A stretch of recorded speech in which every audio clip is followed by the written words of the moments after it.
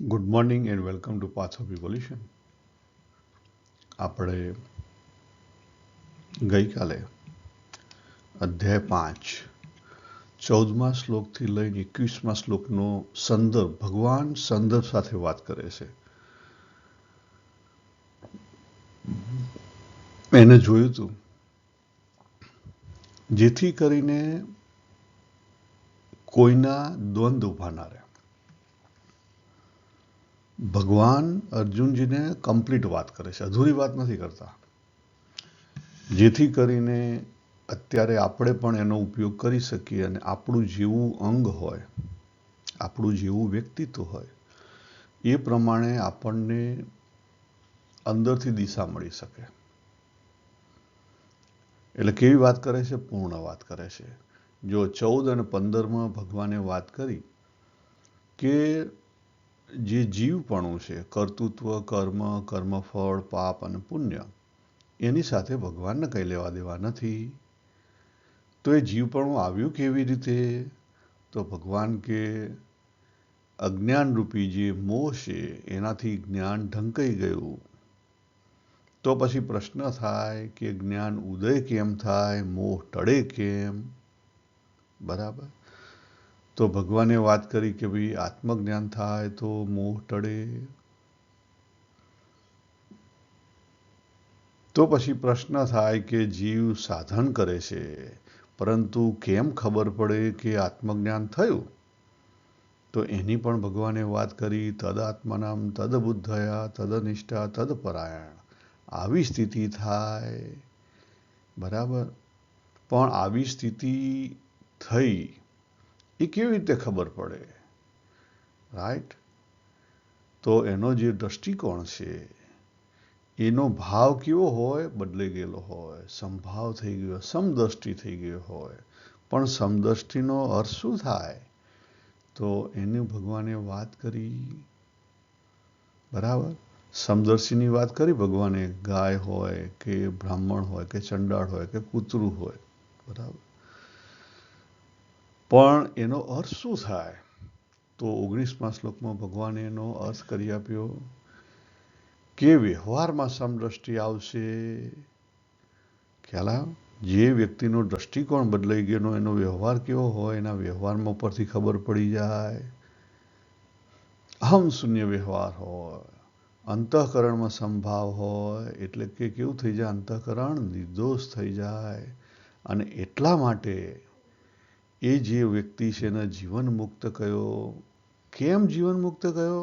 કારણ કે એની બ્રહ્મા સ્થિતિ થઈ ગઈ.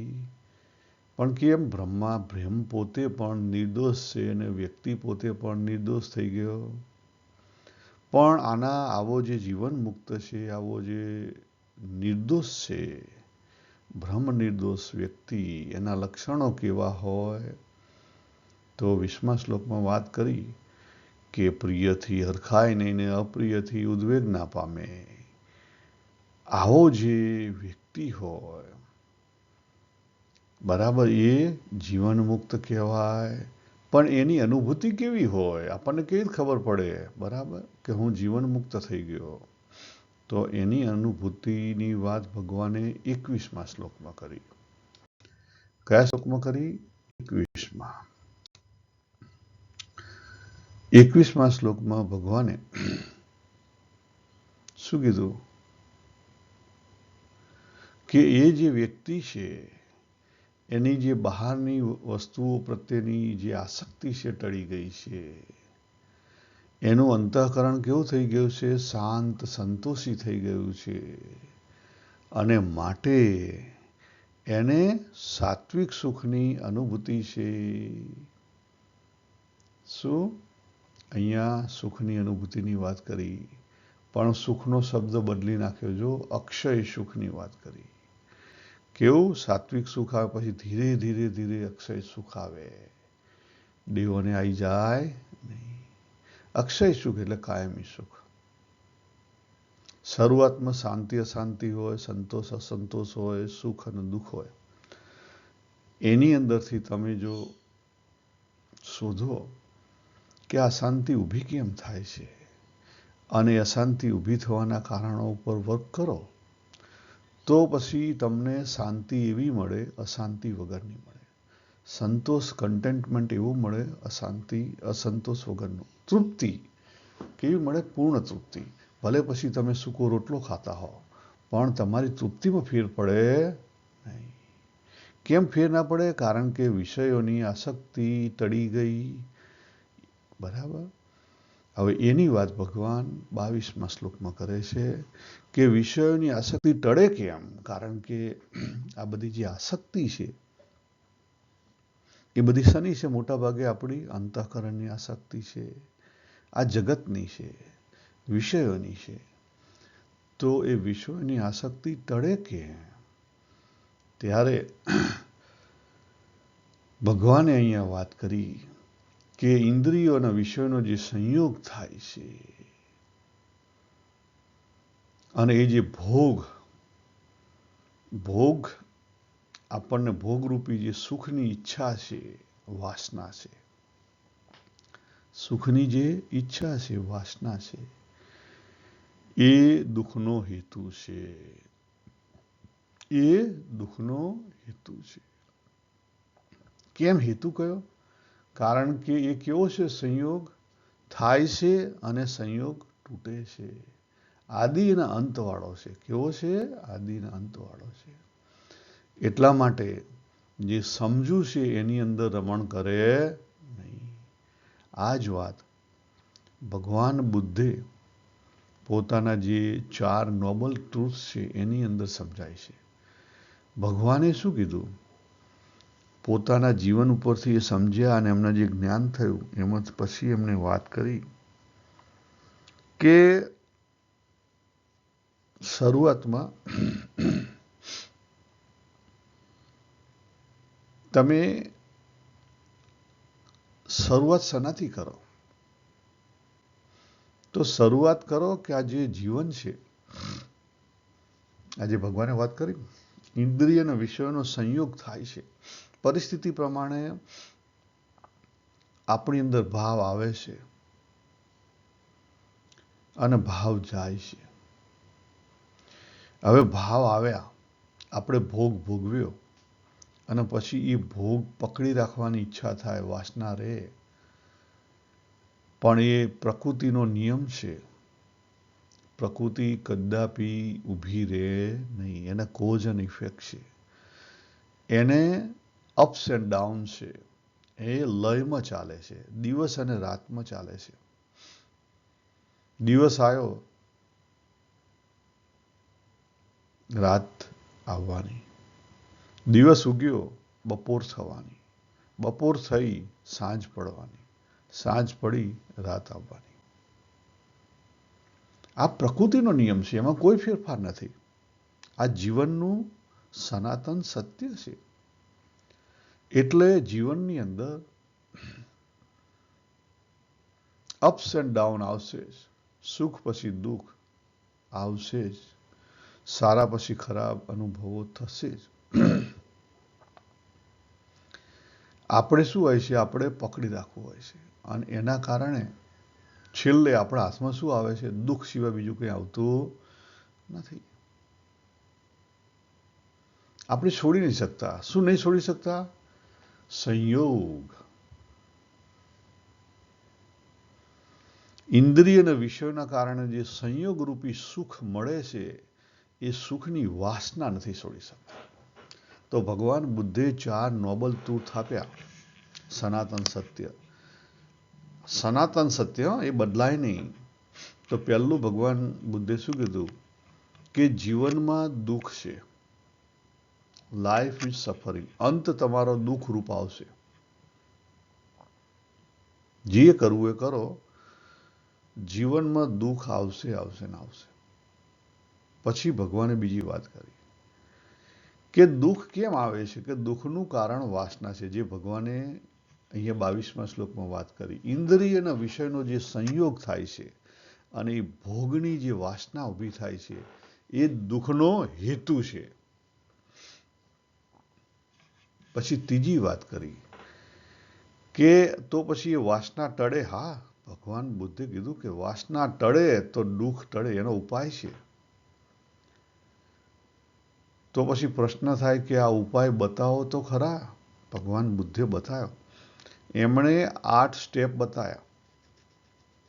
જે 8 સ્ટેપ ભગવાન કૃષ્ણ અહીંયા વાત કરે જ છે. કયા સ્ટેપ બતાવ્યા?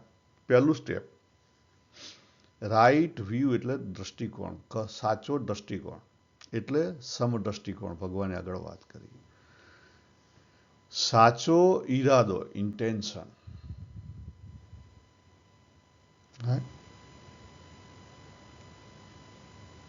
ભગવાને શું વાત કરી? પ્યોરિટીની વાત કરી. કોઈને હર્ટ કરવાનો ઈરાદો ના હોવો જોઈએ. રાઈટ સ્પીચ, જાણીને દુઃખ ઊભું ના કરો અને બીજા પ્રત્યે દયાભાવ રાખો. રાઈટ ક્રિયા, જ્યારે ક્રિયા કરો ત્યારે માઇન્ડફુલી કરો, સબકોન્શિયસલી નહીં કરો. જે જગ્યાએ બીજાને હર્ટ થયું હોય એ જગ્યાએ ક્રિયા કરતા વિચારો.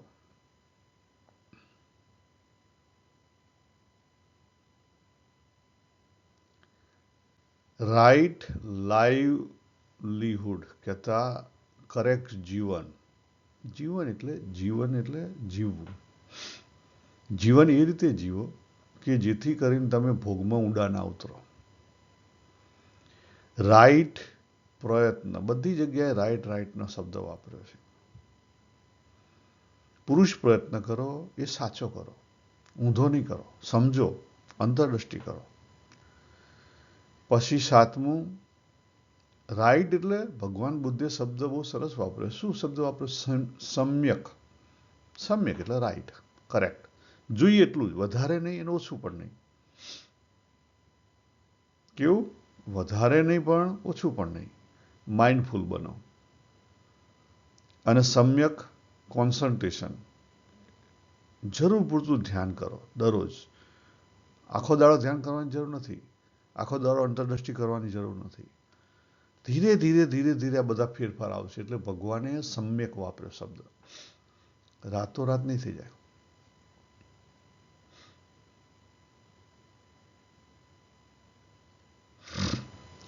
ભગવાન કૃષ્ણે અહીંયા શું કીધું કે સંયોગજન્ય. સંયોગ કોના દ્વારા થાય? ચાર વસ્તુ. બહાર આપણી 4 વસ્તુ રહેલી છે. પહેલો વિષય રહેલો છે. દાખલા તરીકે વિષયમાં સમજો કે ભોજન, બરાબર? તો ભોજનની સાથે કયું ભોજન? તો એ વસ્તુ, પદાર્થ રહેલો છે. પછી એમાં વ્યક્તિ રહેલી છે. ઘણીવાર વ્યક્તિ હોઈ શકે, ઘણીવાર વ્યક્તિ ના પણ હોય. તો પરિસ્થિતિ રહેલી છે. યસ, પરિસ્થિતિ રહેલી છે. તમે ભોજન કરવા બેઠા એ પરિસ્થિતિ. અને એ જે સંયોગ ઊભો થયો એને લઈને જે સુખ ઊભું થાય છે એ કેવું છે? આદિના અંતવાળું છે. અને એનો મોહ એટલે દુઃખનો હેતુ.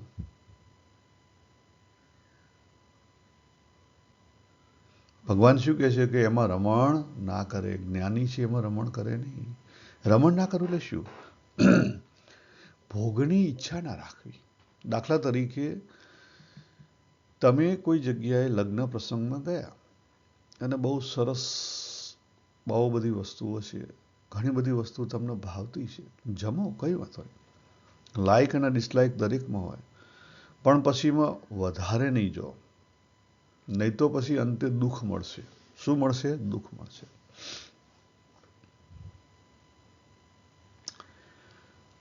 તમને ડીપર વાત કરું તો આ જગતની અંદર આપણે કોઈ પણ વસ્તુ કરીએ છીએ, કોઈ પણ વસ્તુ, એ આપણે ઓછી કે વધારે ભોગની ઈચ્છાથી થાય છે. ભોગની ઈચ્છાથી થાય. તમે કહો કે જોબ કરો એ પણ ભોગની ઈચ્છાથી. યસ, જોબ પણ આપણે એટલા માટે કરીએ છીએ કે આપણને કંઈક સેફટી જોઈએ છે. ઘરમાં પૈસા આવે તો આપણે, અથવા પછી પૈસાની એ રીતે જરૂર ના હોય, તેમ કે ભાઈ ઉંમર થાય ત્યારે આપણે કામ ના કરી શકીએ, એ વખતે પૈસા કામ આવે. કોઈક સેફટી છે, કંઈક મોહ છે, થોડો વધારે ઓછો મોહ છે, તો ખોટો છે ના. આપણા શાસ્ત્રોએ અમુક મર્યાદા બાંધી છે કે જીવન ચાલે, જીવન ચાલે એના પૂરતું તમે જે કોઈ વિષય વસ્તુ, વ્યક્તિ, પરિસ્થિતિ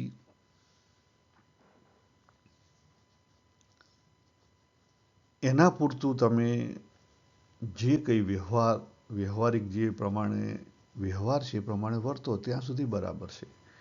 એથી આગળ ગયા તો મુશ્કેલી. પણ હદ કેવી રીતે બાંધવી? હદ પોતાએ નક્કી કરવી. તમને જ્યારે ખબર પડે કે હું મોહમાં ફસાઉં છું, મોહમાં ફસાઈ છે, કેવી રીતે ખબર પડે? મોહમાં ફસાઈ છે એની ખબર તમને પડે કારણ કે તમને એનું એટ્રેક્શન આવે ફરી, તો સમજી લેવો કે આ મોહ ઊભો કર્યો. દાખલા તરીકે તમે જોબ કરો છો, જોબ કરવામાં તમારું ફોકસ ક્યાં છે? તમે ટાઈમ પાસ કરો છો બહુ સરસ રીતે, દરરોજ ભલે એકની એક જોબ હોય, પરંતુ તમે એની અંદર પૂરતો રસ લઈ અને તમારો બહુ સારી રીતે જે સમય છે, વર્તમાનની અંદર સમયને તમે બરાબર સારી રીતે પસાર કર્યો, માઇન્ડફુલી વર્ત્યા, તો પછી જોબમાંથી તમને મોહ ઊભો નહીં થાય. પણ ઘણા લોકો જો જરૂર છે એટલા માટે જોબ કરે, પૈસાની જરૂર છે એટલા માટે જોબ કરે, એટલે શું થાય? એને કંટાળો આવે. તમને કંટાળો આવે છે તો સમજી લો તમને એના પ્રત્યે દ્વેષ છે. નંબર 1, તમે દ્વેષની શરૂઆત કરી રહ્યા છો અથવા દ્વેષ છે. નંબર 2, તમને દ્વેષ નથી, બરાબર, તો શું છે? તમને પૈસાની મોહ છે. વધારે પૈસા ભેગા થાય, આમ પૈસા ભેગા થાય, ખ્યાલ આવે? બહુ જે તમે સતર્ક હોય લીવ પ્રત્યે, પગાર પ્રત્યે, તો સમજી લો કે તમે જોબ પૈસા માટે કરો છો. આ છે ને પલ્લું છે.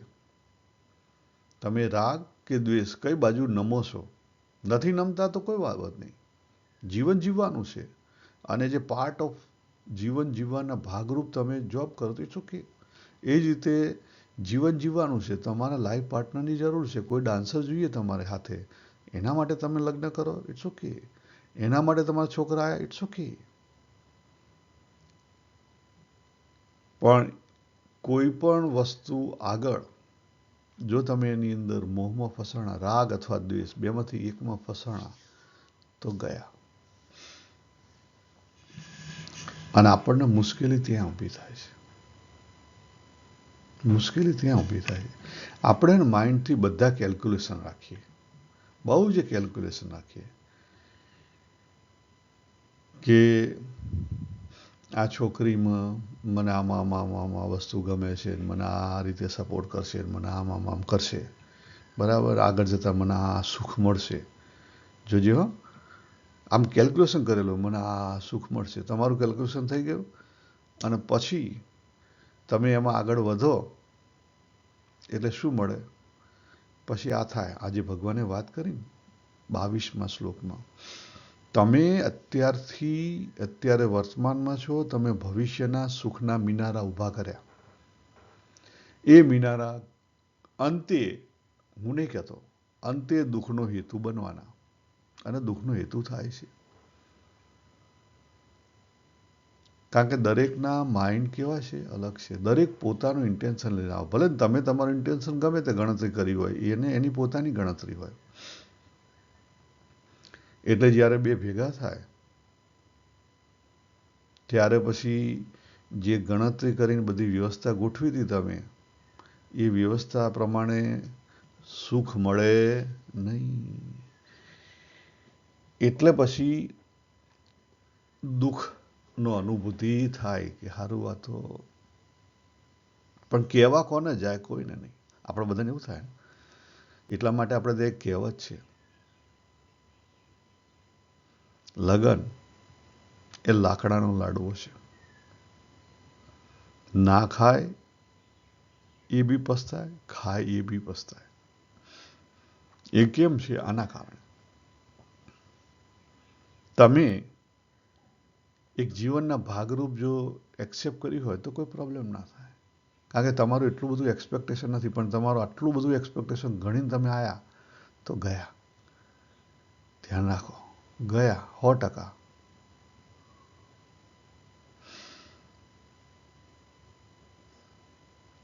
હવે પ્રશ્ન અહીંયા એ થાય, ભગવાને અહીંયા સંયોગજન્ય સુખની વાત કરી અને એનો હેતુ બતાવ્યો, દુઃખનો હેતુ બતાવ્યો. કેમ? કારણ કે આદિ અને અંતવાળું છે.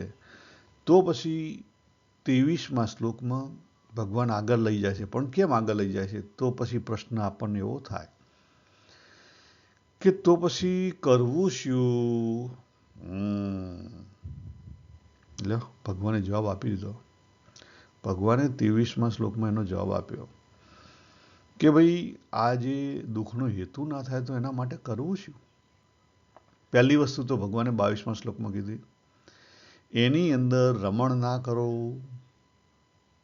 ભોગની ઈચ્છાથી વારંવાર એનો ભોગ ના કરો. પહેલી વાત. બીજું, ભગવાન શું કહે છે? ભગવાન સીધી સટ વાત કરે છે કે આ દેહ છે એનો નાશ છે, એની લિમિટ છે. એ દેહ પડી જવાનો, અને દેહ પડી જાય એ પહેલા શું શીખી લો? અંદરથી જે કામ અને ક્રોધના વેગ આવે છે, કામ અને ક્રોધના જે વેગ આવે છે, કેમ આવે છે? 2 કારણ છે. પહેલું કારણ, આપણે આગલા જન્મમાંથી આપણી અતૃપ્ત વાસનાઓને લઈને આવેલા છીએ, એટલે કામના વેગ ઉઠવાના. સમય સમયે જેમ બાળક મોટું થાય એમ એના એ શક્તિ ડેવલપ થાય. એકવાર શક્તિ ડેવલપ થાય એટલે વેગ આવે આવે ને આવે. એ કામ અને ક્રોધના વેગ આવશે. કામનો વેગ હોય ને પછી વચ્ચે કોક આવે એટલે ક્રોધ આવે. બાકી મેઇન વસ્તુ કામનું. કામ એટલે મોહ. કામનો વેગ કેમ આવે છે? અતૃપ્ત છે, અધૂરું છે. ચક્રવાત કેમ ઊભું થાય? જો આપણે જુઓ, ચક્રવાત કેમ ઊભું થાય? કારણ કે એક જગ્યાએ વધારે દબાણ હોય અને બીજી જગ્યાએ ઓછું દબાણ હોય. તો વધારે દબાણ તરફથી પવન દોડે, ઓછા દબાણ તરફ. ખ્યાલ આવ્યો? પણ વધારે દબાણ છે એ એને છોડવા તૈયાર ના હોય. વધારે દબાણ છે એને છોડવા તૈયાર ના હોય એટલે શું થઈ જાય? ચક્રવાત થાય. અહીંયા આવ્યું હતું સાયક્લોન. તમે જો સાયક્લોન ચેક કર્યું હતું? એનો પાથ ચેક કર્યો હતો? એ કેવી રીતે આગળ વધ્યું, કેવી રીતે એ ચેક કર્યું હતું? કેવી રીતે ફરતું હતું એ ચેક કર્યું હતું? એની આઈનું નિરીક્ષણ કર્યું હતું? આ ચક્રવાત છે ને એવું જ આપણું જીવન છે. આપણી પ્રકૃતિ એ પ્રમાણે જ છે, પરિસ્થિતિ પ્રમાણે હેડે. અને પરિસ્થિતિ પ્રમાણે હેડવું પણ જોઈએ, પરિસ્થિતિ પ્રમાણે ચાલવું જોઈએ. જો પરિસ્થિતિ પ્રમાણે ના ચાલો તો મુશ્કેલી ઊભી થાય. તો જ પછી તમે પૂર્ણતાએ પહોંચી શકો નહીં. ભગવાન કૃષ્ણનું જીવન જુઓ, એ પરિસ્થિતિ પ્રમાણે ચાલે. એટલા માટે પૂર્ણ અવતાર કહેવાય. એનું કોઈ વ્યક્તિત્વ નહોતું. બીજા બધા અવતારો વ્યક્તિત્વ દેખાઈ આવે છે. ભગવાન રામ મર્યાદા પુરુષોત્તમ. અમુક વસ્તુ ના, એ ના થાય, આ પ્રમાણે જ થાય. મર્યાદા મર્યાદા મર્યાદા. એટલે એવું કહેવાય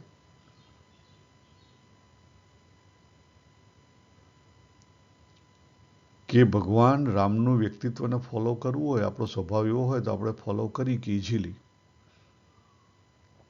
કારણ કે વ્યક્તિત્વ કહેવાય. જ્યારે ભગવાન કૃષ્ણનું બધા જ વ્યક્તિત્વ એની અંદર સમાઈ ગયા. એ પ્રમાણે ભગવદ્ ગીતાની અંદર બધા જ પાથ આવી ગયા, દરેકને એમાંથી મળી જશે. અને પોતે આપણે કેવા છીએ, આપણે વ્યક્તિત્વવાળા છીએ, એટલે આપણને જેવો અનુકૂળ હોય ને એવું જ લઈએ, આપણે બીજું ના લઈએ, કારણ કે આપણે વ્યક્તિત્વવાળા છીએ. પણ એ વ્યક્તિત્વ મૂકી દેવાનું છે. શું કરવાનું છે? મૂકી દેવાનું છે. ભગવાન અહીંયા શું સલાહ આપે છે કે આ મોહ ટળે કેમ? તો ભગવાન કહે છે કે જ્યાં સુધી તમે સમર્થ છો, તમારો કોન્શિયસ પાવર સમર્થ છે, જીવન ચાલુ છે, જીવનમાં અનુભવ થઈ રહ્યા છે, ત્યાં સુધી કામ અને ક્રોધના વેગ આવશે. પણ આવશે એને શું કરો? એને રિલીઝ કરતા શીખો. એને રિલીઝ કરતા શીખો. હવે સાયન્સ આપણને અવરું શીખવાડે છે. તમે જો, સાયન્સ આપણને અવરું શીખવાડે છે. દાખલા તરીકે સિમ્પલ વસ્તુ, કામ એટલે કામના. કામનામાં સૌથી મોટી કામના સેક્સ્યુઅલ છે, કારણ કે એમાં બે પદાર્થો ભળેલા છે, બે હેતુ ભળેલા છે. પહેલું અતૃપ્ત વાસના, અને બીજું આ જગતનું ક્રિએશન. બે વસ્તુ ભળેલી છે. એક ભગવાનનો પ્રકૃતિનો હેતુ છે, અને બીજો આપણો પોતાનો હેતુ છે. તો બાળક હોય, એનામાં એનર્જી હોય, એ 25 વર્ષનો થાય ત્યાં સુધી એની એનર્જી છે ને, એને સાચા માર્ગે જો ગોઠવવામાં ના આવે, સાચા માર્ગે એને વાળવામાં આવે, તો એમાંથી શું ઊભી થાય? ક્રાંતિ. શું ઊભી થાય? ક્રાંતિ. એનર્જીમાંથી શું થયું? વેગમાંથી ક્રાંતિ થઈ. વેગમાંથી ક્રાંતિ થઈ. અને વેગમાંથી જો ક્રાંતિ થાય સાચા અર્થમાં, તો પછી જે વૃદ્ધાવસ્થા હોય, પ્રૌઢતા, તો સાચી પ્રૌઢતા આવે. એ નિખરે, એ જે ક્રાંતિ છે નિખરે. નહીં તો પછી શું થાય? ક્રાંતિ રિલીઝ થાય અથવા બ્લોક થાય, બેમાંથી એક. હવે આપણે રિલીઝ કેવી રીતે કરીએ? ખોટી રીતે.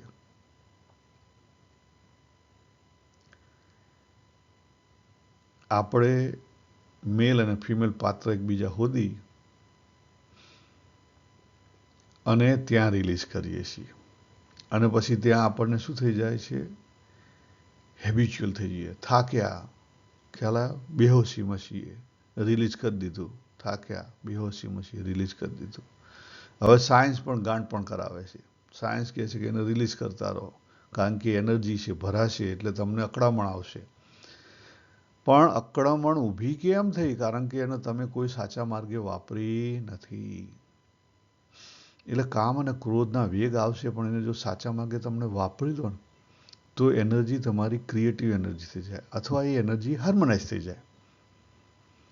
પણ તમે ખોટા માર્ગે વાપરો તો એ શું થાય? બે વસ્તુ થાય. પહેલું, એ 8 અને 4ની વચ્ચે ફર્યા કરે, ભરાય ઠલવાય, ભરાય ઠલવાય, ભરાય ઠલવાય. કદી ઉકેલ નહીં આવે. કદી ઉકેલ નહીં આવે.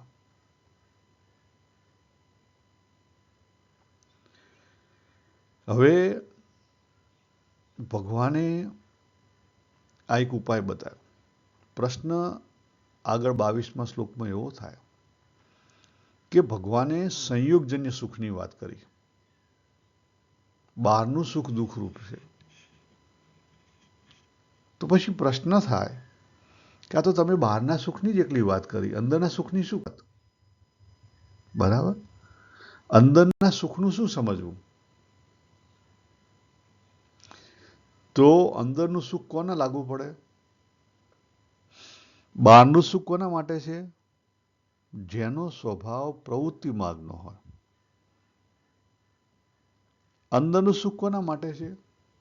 જેનો સ્વભાવ જ્ઞાન માર્ગવાળાનો હોય, નિવૃત્તિ માર્ગવાળાનો હોય.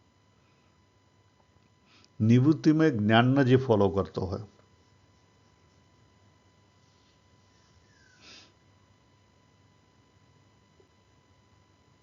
તો ત્યાં ભગવાને 3 શબ્દ વાપર્યા છે 24માં.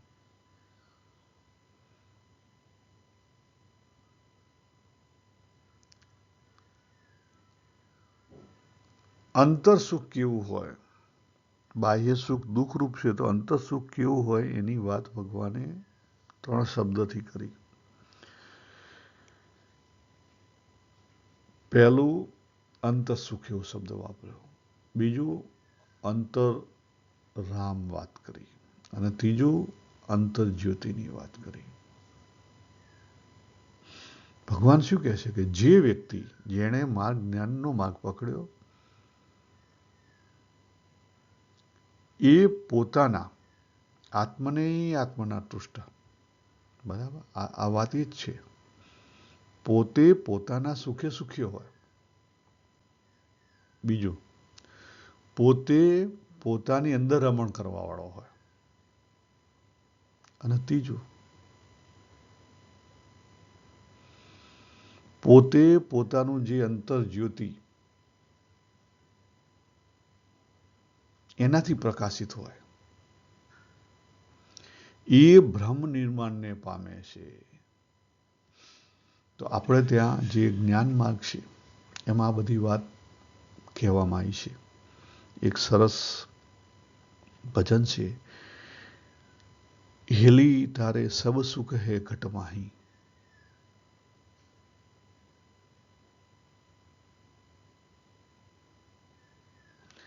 હવે અહીંયા જે આ વાત કરી ભગવાને અંદરના સુખની, ત્યાં એક પ્રશ્ન થાય કે બહાર જે રસના સ્વાદના ચટકા છે અને સુખ છે એવું અંદર છે? ના,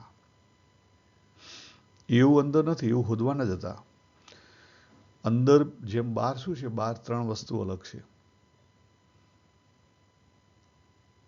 બહાર 3 વસ્તુ અલગ છે. દાખલા તરીકે આઈસ્ક્રીમ છે, આઈસ્ક્રીમ ખાનારો છે અને આઈસ્ક્રીમનો અનુભવ છે. 3 વસ્તુ અલગ છે. એમ અંદર 3 વસ્તુ અલગ નથી. એટલે બહાર જે ચટકા આવે છે ને એવા ચટકા અંદર નહીં આવે. આ ધ્યાન રાખજો. અંદરનું સુખ એટલે શાંતિ અને સંતોષ. અંદરનું સુખ એટલે શાંતિ અને સંતોષ. આ વાત કોના માટે કરી ભગવાને? જ્ઞાન માર્ગવાળા માટે. જેનું વ્યક્તિત્વ જ્ઞાન માર્ગના અનુરૂપ છે, જ્ઞાન અને ધ્યાન, અંદરનો રસ્તો જેને પકડેલો છે એના માટે છે. કોના માટે છે? જ્ઞાન અને ધ્યાન, નિવૃત્તિ માર્ગવાળા માટે. તો પછી પ્રવૃત્તિ માર્ગવાળો સુખ ક્યાં શોધે? હા, યસ, એની પણ વાત ભગવાને 25માં કરી. 25માં પ્રવૃત્તિવાળો. પ્રવૃત્તિવાળામાં કોણ આવે? 2 જણા આવે. પ્રવૃત્તિવાળામાં કોણ આવે? 2 જણા આવે. એક કર્મયોગી અને બીજો ભક્તિ, ઉપાસના ભક્તિ. પણ ભગવાન અહીંયા ડિટેલિંગ બહુ સરસ કરે છે. પહેલું પ્યોરલી જ્ઞાન માળા માટે કહી દીધું કે જેને જ્ઞાનથી આગળ વધવું છે અને શાંતિ અને સંતોષ ઉપર ફોકસ કરો. જે પ્રવૃત્તિવાળો છે એ શું કરે? સાધકની અંદર રજોગુણ હોય, વેગ હોય, કામ બરાબર ચાલતું ના હોય, એ શું કેવી રીતે શોધે? તો એની વાત ભગવાને અહીંયા વાત કરી કે જે જ્ઞાની છે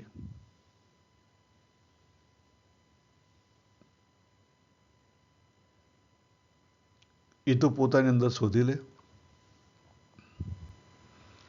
પણ જે પ્રવૃત્તિ વાળો છે એ શની અંદર જાય?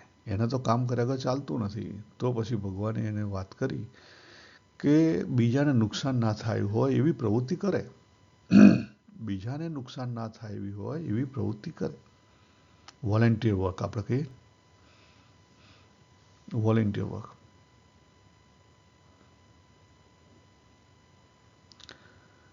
ભગવાન અહીંયા એ વોલેન્ટિયર વર્કની કન્ડિશન બતાવે છે. વોલેન્ટિયર વર્ક કરો, યસ કરો, પણ એની કન્ડિશનો છે. શું કન્ડિશન છે?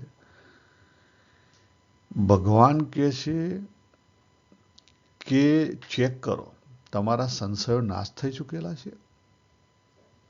સંશય સાથે વોલેન્ટિયર વર્ક કરવા નહીં જાઓ. સંશય છે તો તમારું કામ વોલેન્ટિયર વર્ક નથી.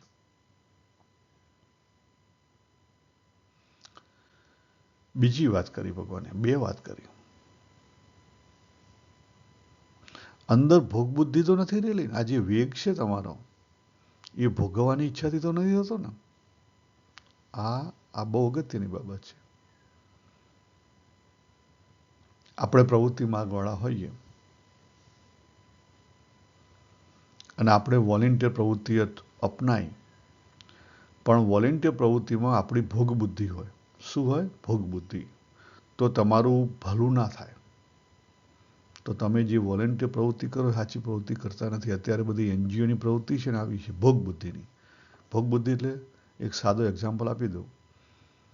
આપણા મેક્ઝિમમ ફોટા આવે, ફોટા વાર પ્રકાશિત થાય, ભોગ બુદ્ધિ.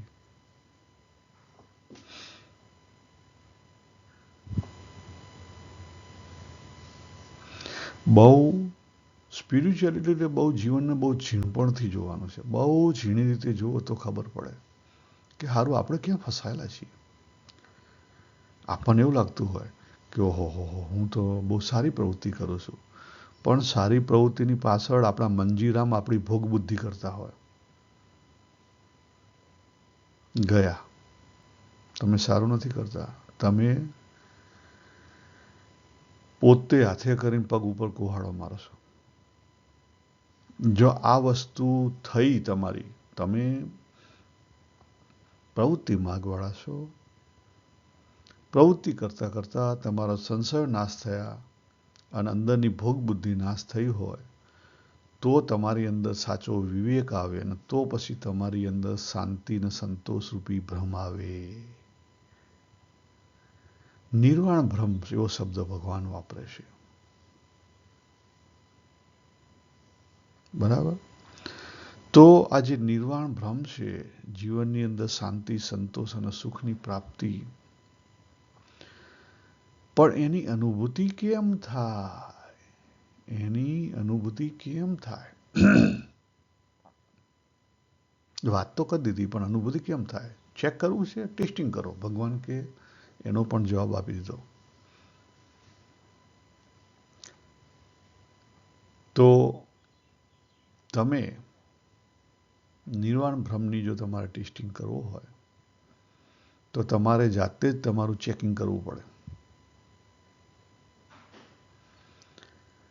કામ અને ક્રોધથી સર્વથા રહિત મનવાળા.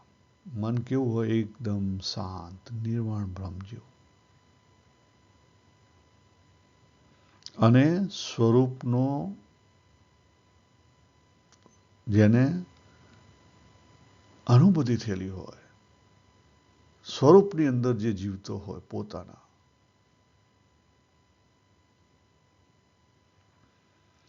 તેને જીવનમાં કે મૃત્યુ દરેક પરિસ્થિતિની અંદર પરિપૂર્ણ હોય ને અધૂરપ ના હોય. એક એક્ઝામ્પલ અહીં આપી દઉં. પરિપૂર્ણ.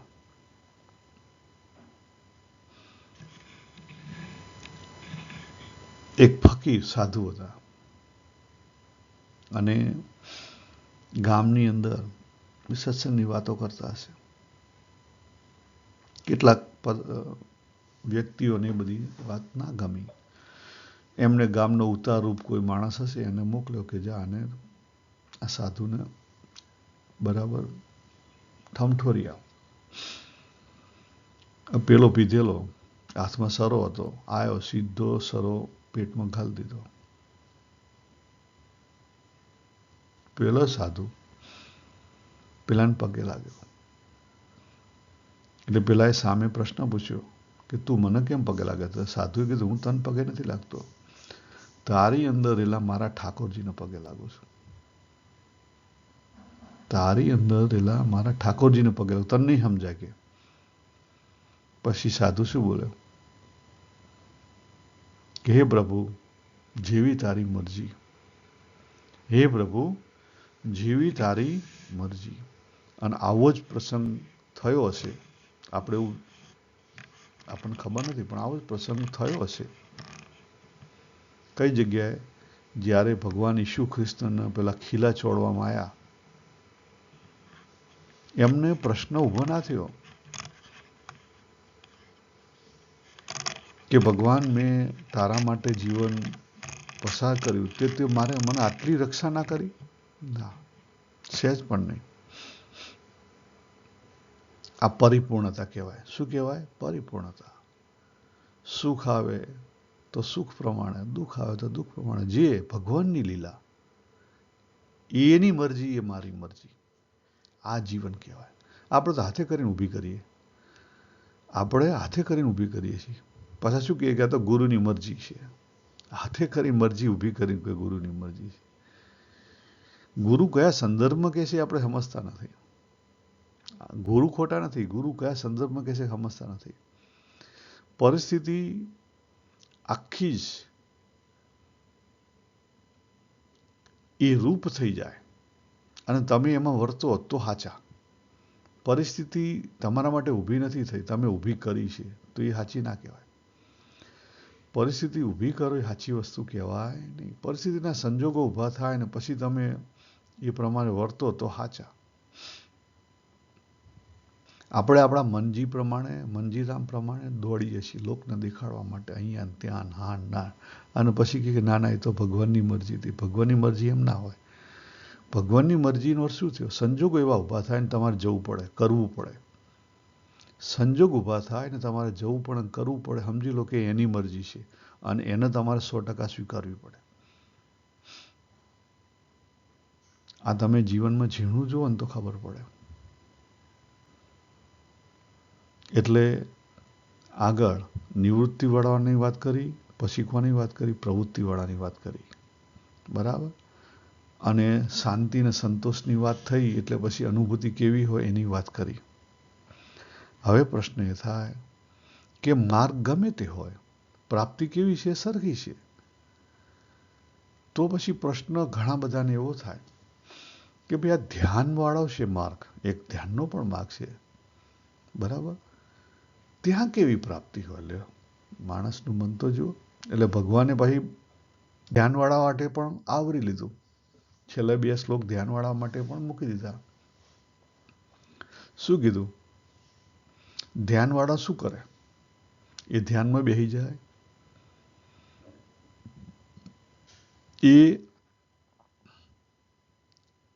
એ પણ વેગને શું કરે? સમત્વમાં લાવે. કેવી રીતે? પ્રાણવાયુને સમાનતામાં લાવીને.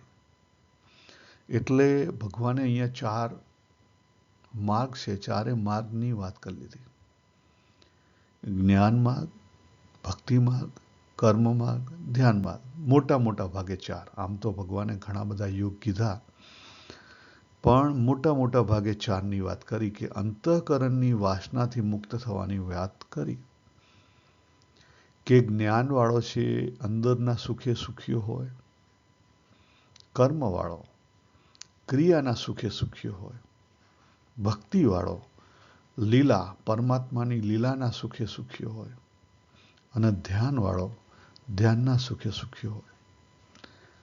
આપણું જેવું વ્યક્તિત્વ હોય એ આપણે શોધી લેવાનું અને આપણે જાતે અંદર ચેક કરવાનું કે હું આ પ્રમાણે શું, એમાંથી મને સુખ મળે છે? એમાંથી મને શાંતિ સંતોષ મળે છે? કે પછી મારું સુખ, શાંતિ અને સંતોષ આવવા જવાવાળું છે? જો અહીંયા ભગવાને આવવા જવાવાળાની વાત નથી કરી, એની તો પહેલા સ્ટેપે જ ના પાડી દીધી. આવવા જવાની વાત કરી જ નથી. તો જ્ઞાનવાળો છે એ જીવન છે રસપૂર્વક જીવે છે, પણ અંદરથી બધા સંબંધ કાપી નાખીને જીવે છે. ભક્તિવાળો છે જીવન રસપૂર્વક જીવે છે, પણ ભગવાનની લીલા માનીને જીવે છે. કર્મવાળો છે એ જીવનમાં જે ક્રિયા છે એનાથી એના વેગ રહેતા નથી, એટલે કે વેગ ક્યાં વાપરે છે? ક્રિયાઓમાં વાપરે છે. અને ધ્યાનવાળો છે એના વેગ એ પ્રાણથી સમાન કરે છે, બેલેન્સ કરે છે. કામના હશે, કામ, ક્રોધ, લોભ, મોહ, આ બધાનો વેગ આવશે. એને હાર્મોનાઇઝ કરો તો ધીરે ધીરે બેલેન્સ થઈ જશે. હવે આ 4 માર્ગની વાત કરી ભગવાન અંતે શું કહે છે? કે અંતે સાચી ભક્તિ મળશે. ઉપાસના ભક્તિથી હવે આગળ જાય છે. સાચી ભક્તિ મળશે. અંતે કેવી મળશે? સાચી ભક્તિ. તમારું વ્યક્તિત્વ ગમે તે હોય, ભક્તિ, સાચી ભક્તિ ઉદય થાય. સાચી ભક્તિ કરવાની ના હોય, ઉદય થાય. કરવાની કઈ હોય? ઉપાસના ભક્તિ. સાચી ભક્તિ ઉદય થાય.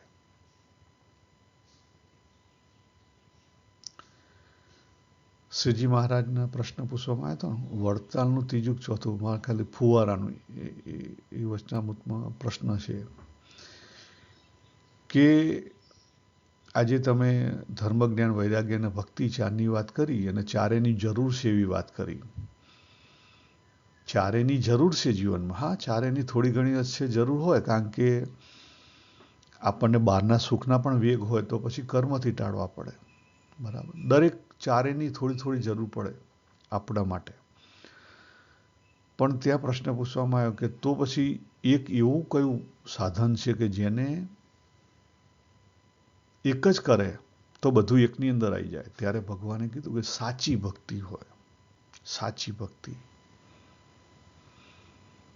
જે હૃદયમાંથી ઉદય થઈ હોય. શું થયું હોય? હૃદયમાંથી ઉદય થયું હોય.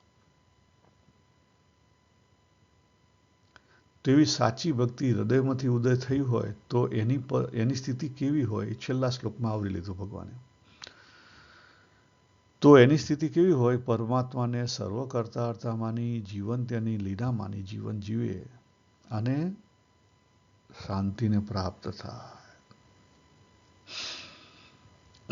જો ભગવાન કેવો છે? ભગવાનને કેવું માને? ભગવાનને સર્વ કરતા હર્તા માને, એટલે ઈશ્વર માને. અહીંયા બાપા વાક્યું છે, યજ્ઞ તપના ભોગતા અને સંપૂર્ણ લોકના ઈશ્વર, એટલે સર્વ કરતા હર્તા. અને ભૂત માત્રનો મિત્ર માને.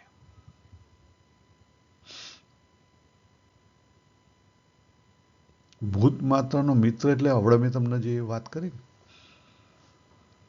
કે પેલો સાધુ અને ગામનો ઉતાર રૂપ પેલા માણસે એને સરો ભોંક્યો, એ વ્યક્તિ. એ સાધુનો દ્રષ્ટિકોણ જુઓ. એને કોને જોયા? પરમાત્માને જોયા, ભગવાનની લીલા.